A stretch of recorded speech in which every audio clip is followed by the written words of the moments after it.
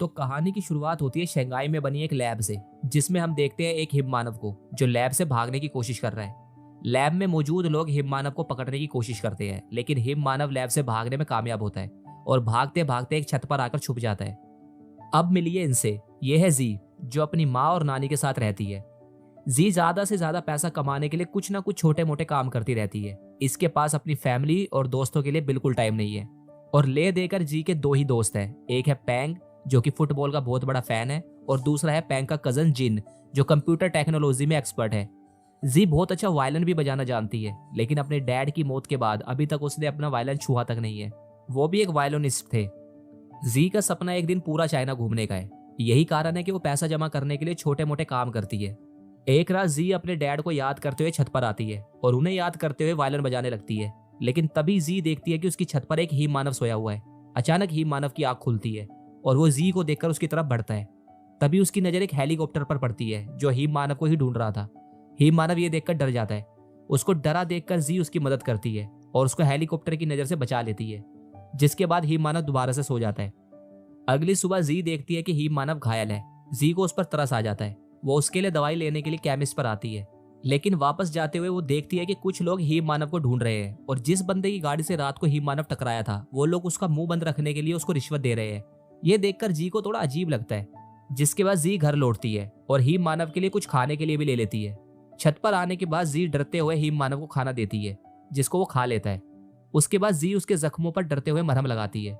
Him मानव जी को कुछ नहीं कहता और उसके बाद वो सो जाता है। जी उसका छत पर ही रहने का इंतजाम कर देती है।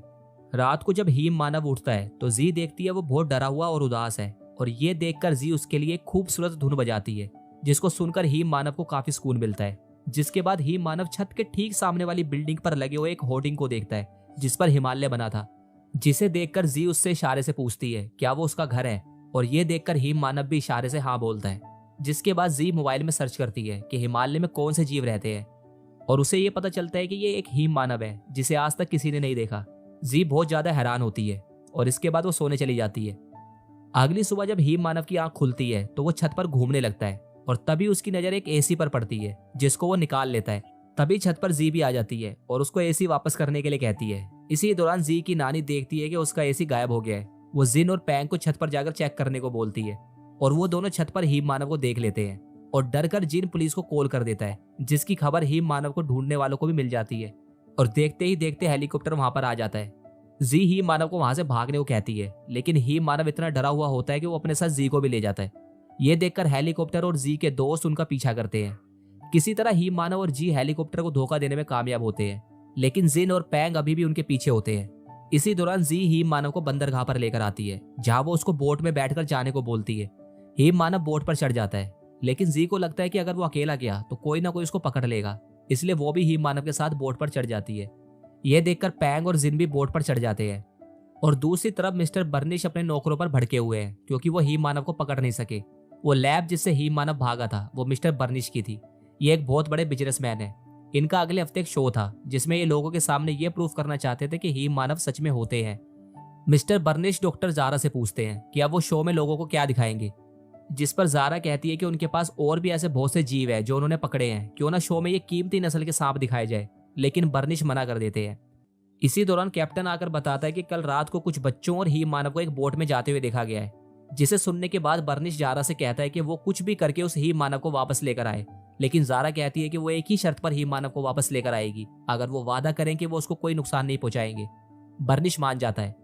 दूसरी तरफ बोट एक बंदरगाह पर आकर रुकती है और उन्हें कोई देख ना ले इसलिए सब एक क्रेट में छुप जाते हैं।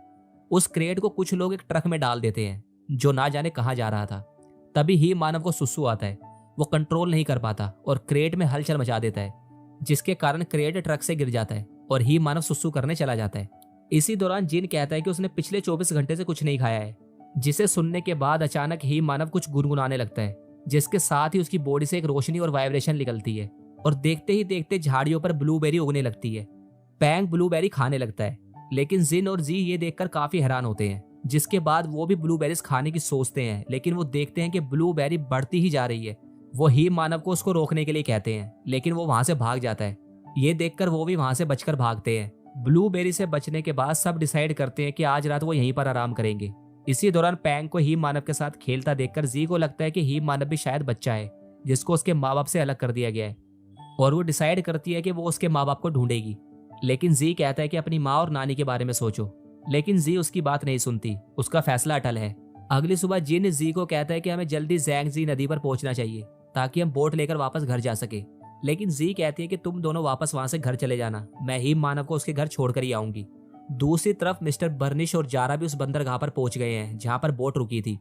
जारा बोट की तलाशी लेती है जहां उसे कुछ सोडा के खाली कैन दिखते हैं जो कि हीम मानव ने ही पिए थे, और ऐसे ही सोडा के कैन रास्ते में भी पड़े मिलते हैं जिनका पीछा करते हुए सब आगे बढ़ते हैं।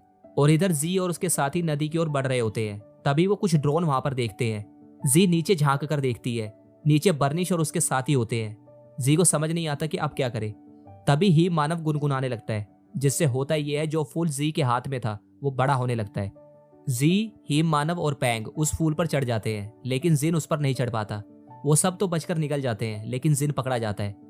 जारा जिन से कहती है कि वो हीम मानव बहुत खतरनाक है, उसको पकड़ना बहुत जरूरी है, वो तुम्हारे दोस्तों को नुकसान भी पहुंचा सकता है, इसलिए वो कहाँ पर है बता दो।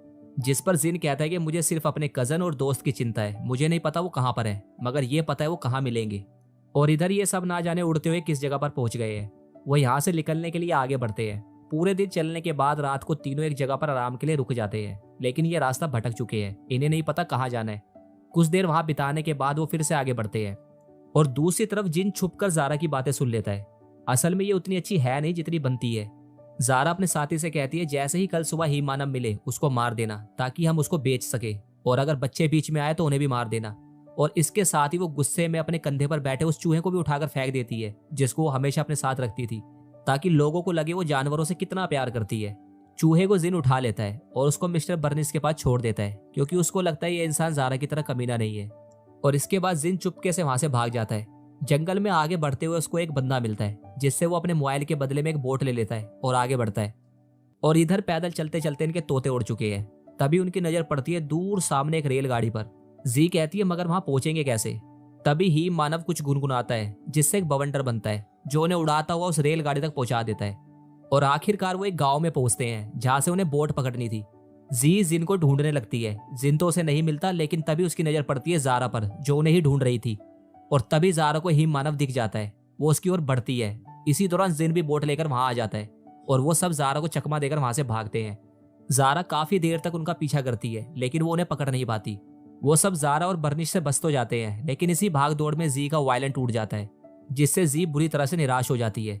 ये देखकर जिन उसे दिलासा देने लगता है। और दूसरी तरफ जारा बर्निश को बताती है कि दूसरी ओर एक ब्रिज है, अगर वो सब उस ब्रिज को पार कर गए तो हम कभी दोबारा हीम मानव को पकड़ नहीं पाएंगे, इसलिए हमें जल्दी ही कुछ करना होगा।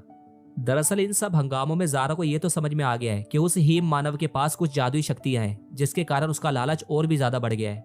और इधर हीम मानव ने अपने बालों की मदद से जी का वायलन रिपेयर कर दिया है। ये देखकर जी उसको गले लगा लेती है। इसी दौरान पैंग वायलन बॉक्स में रखे कुछ पोस्ट कार्ड देखता है, जिसके बारे में जी बताती है ये सब वो जगहें हैं जहां पर उसके डैड उसको ले जाना चाहते थे। पैंग कहता है लेकिन ये तो वो सारी जगहें हैं जहां पर अभी हम होकर आए हैं।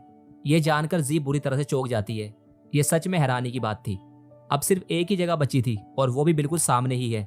सब मिलकर आगे बढ़ते हैं और एक बहुत बड़ी बुद्धा की मूर्ति के सामने पहुंचते हैं, जहां पहुंचकर जी अपने डैड को बहुत मिस करती है।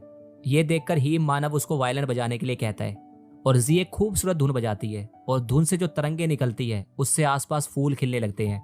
और ऐसा इसलिए क्योंकि वायलिन में हीम मानव के बाल लगे हुए हैं। उसके बाद सब मिलकर एक साथ कुछ देर खुशियों के पल बिताते हैं और थोड़ी देर आराम करने के बाद सब हिमालय की ओर निकल पड़ते हैं, जो कि बस थोड़ी सी दूर और है।